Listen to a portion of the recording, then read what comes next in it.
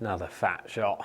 Hello everyone, Coach Lockey here. In today's video, we're talking iron strikes. Now, I've done quite a few lessons recently, and a high majority of them struggled with striking their irons. So in today's video, I'm gonna give you a drill and a tip to try and help you improve your irons.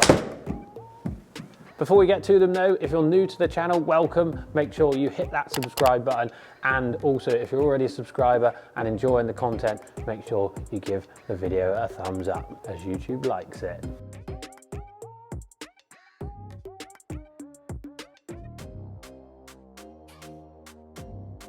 So the majority of the lessons that I was doing that were struggling with struggled with loft management. And what I mean by that is what loft they were delivering at impact. So this club's got a static loft of, let's say, around 30, 32 degrees, something like that. And yours will all be around that depending on what club manufacturer you use, etc., etc. So let's say that this has got a static loft of 30. Now, the lessons that I were giving were delivering loads higher loft than that. Now, good players, people that strike their irons really good, deliver less loft than what that static loft is. So let's say high 20s. And to add loft to this club, you have to spin it around the axis of the shaft to add loft. So here's the normal loft. If I spin it around the axis of the shaft, the face starts to open and it adds more and more loft. Look at that face opening, that's like a flop shot now. And to correct that twist, that open face, that added loft that they'd put into their club,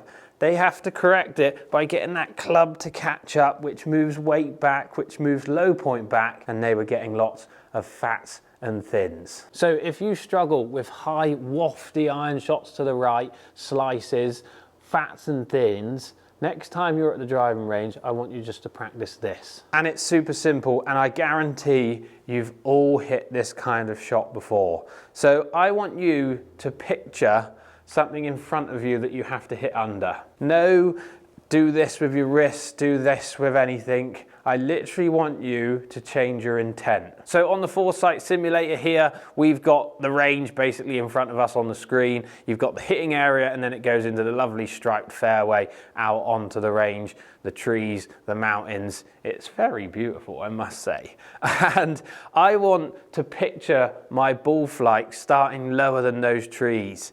And then if I really want to exaggerate it, starting lower than the end of the fairway. And like I said, I guarantee you've all hit this kind of shot before, the punchy kind of shot, out from under trees, into wind, those kind of ideas. So I want you to set up like you normally would with a normal 7-iron. No whacking ball positions back, no changing where your weights are, etc., etc. I want you to set up like you normally would with your 7-iron.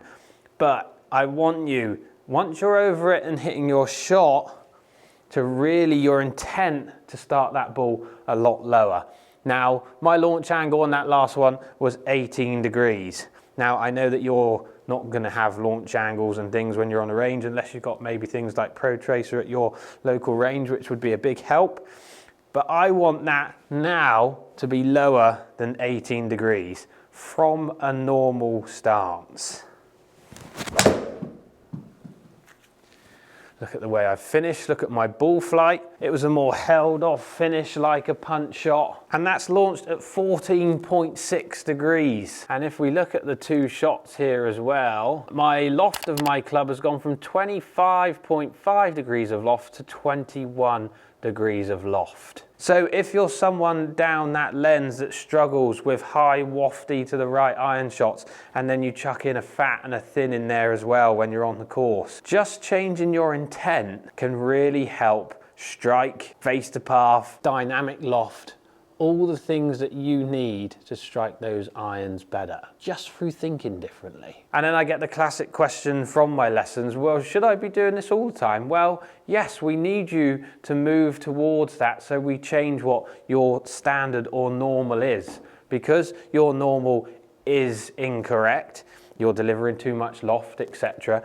If we can get you to move towards a punch shot, maybe not the extreme of what a punch shot needs to be to hit it really low, somewhere in between the two, you'll get to the point where you need to be, where you're delivering the right dynamic loft.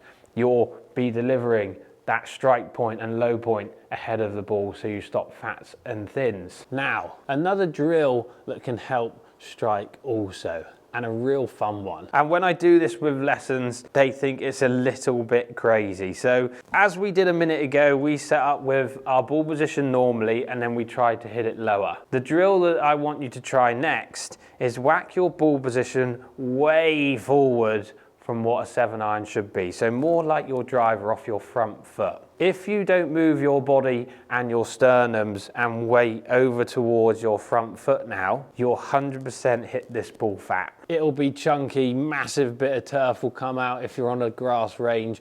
You'll hit the mat and it'll be a big thud if you're on a driving range. It won't be pretty. So, really good drill to try and help you move that low point forward is whack this ball position way up in your stance, more towards what your driver is, and then try and strike it. It will get you moving dynamically over towards that left side instead of hanging back on your back foot. And this is probably a drill that I would do after you've done the first tip of moving your intent to hit that ball lower. Because if you can do that, you'll start to change your dynamic loft again, and then that will really help with this next one. Because if you're trying to do this with loads of loft in your hand, adding loft, you'll find it very tricky. So ball position's up towards where my driver is.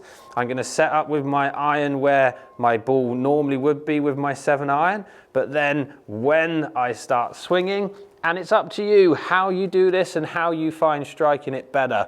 Do you feel like you need to move your weight more left on your backswing, or feel like it increases? Do you swing back normally and make sure that you shift way over? Personally, and this is the way that I see better results, is to feel like you start moving left once you kind of get to parallel to the floor. So parallel to the floor, start increasing your weight over to the left, and then increase it more on the way down. Let's see if I can strike this ball still. So setting up like a normal 7-iron club, a few inches behind that ball. That was crisp.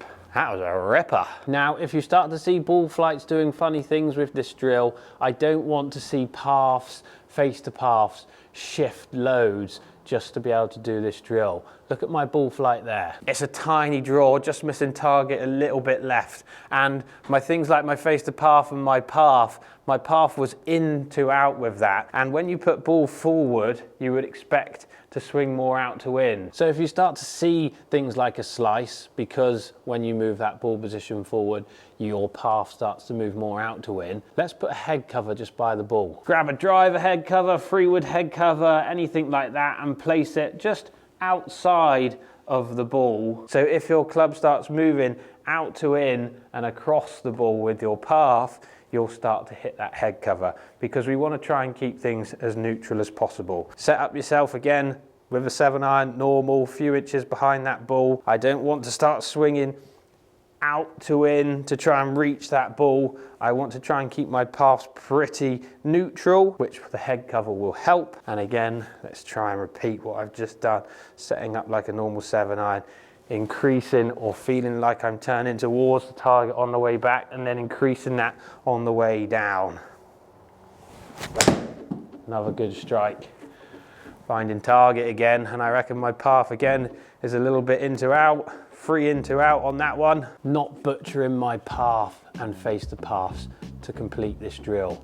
Listen to the strikes though, so much better. So next time you're out on the range, give these 2 things a try. First, your intent. Let's try and lower that initial launch angle. You'll hopefully start to see that ball launching lower, that strike point moving forward, and you'll crisp up that iron strike. The drill, putting that ball position forward, trying to get over to it so you don't fat it. I would suggest doing that once you're good at controlling your loft and getting that initial launch angle down. In the comments down below, let me know which one works best for you, and let's hope that really crisps up your iron strikes. Again, if you're enjoying the content, let's give the video a thumbs up, and if you're not subscribed to the channel, give that big red button a click. Thanks all for watching. I hope that helps. See you all in the next video.